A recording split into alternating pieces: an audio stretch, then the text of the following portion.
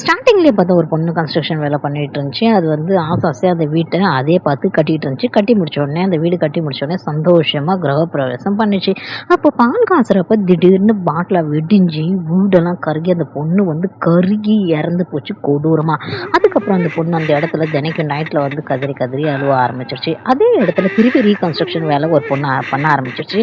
அதனால நைட்ல வந்து அந்த பொண்ணு அழுவ ஆரம்பிச்சிருச்சு. இந்த பொண்ணு இந்த வீடு நல்லா சந்தோஷமா கட்டி முடிச்சுட்டு புது வீட்டுக்கு சாமான்லாம் செட் பண்ணுறதுக்கு வர ஆரம்பிச்சிது. சாமான்லாம் செட் பண்ணி முடிச்சுட்டு நைட் டைமில் உட்காந்துருக்குது, ரெஸ்ட் எடுத்துகிட்ருக்கு. அந்த டைமில் யாரும் அழுகுற மாதிரி சத்தம் கேட்குதுன்னு சொல்லி விண்டோவால் அது எட்டி பார்க்குது. விண்டோவால் எட்டி பார்க்குறப்போ ஒரு பொண்ணு வந்து நின்றுக்கிட்டு கதறி கதறி அழுதுட்டு இருக்கிற மாதிரி இருக்குது. இது யாரா கதறி கதறி நின்றுக்கிட்டு அழுதுட்டு இருக்காங்க அது சொல்லி கீழே இறங்கி மொபைல் எடுத்து வீடியோ எடுக்க ஆரம்பிச்சிருச்சு. அந்த பொண்ணை வீடியோ எடுக்க ஆரம்பிச்சதுக்கப்புறம் அதுக்கு வீட்டுக்கு வந்து நார்மலாக வந்து அப்புறம் சாப்பிட ஆரம்பிச்சிருச்சு. சாப்பிட்டுட்டு அதுக்கப்புறம் அது செல்ஃபி எடுக்கிறதுக்காக மொபைல் எடுத்து செல்ஃபி எடுத்தால் பேய் தெரியுது. அதோட மொபைலில் அந்த பொண்ணோட ஃபேஸே தெரியல.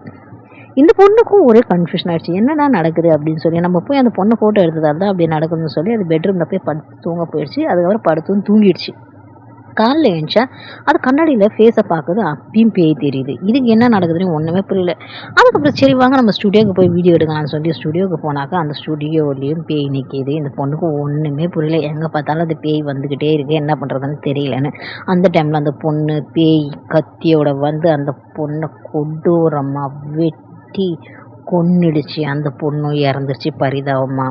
நீங்களே சொல்லுங்கள், நீங்கள் ஆசையாக வீடு பாட்டு கட்டுறீங்க, நீங்கள் ஒரு தனியாக இருக்கீங்க, வீடு கட்டுறீங்க, அந்த டைமில் பிளாஸ்ட் ஆகி இறந்து போகிறீங்க பரிதாபமாக. அப்போது உங்களுக்கு எப்படி இருக்கும்? ஆத்மாவாக வந்து அதே இடத்துல இன்னொருத்தவங்க வந்து வீடு கட்டியிருந்தா எப்படி இருக்கும்? அதே மாதிரி தான் அந்த பொண்ணுக்கு இருந்துச்சு.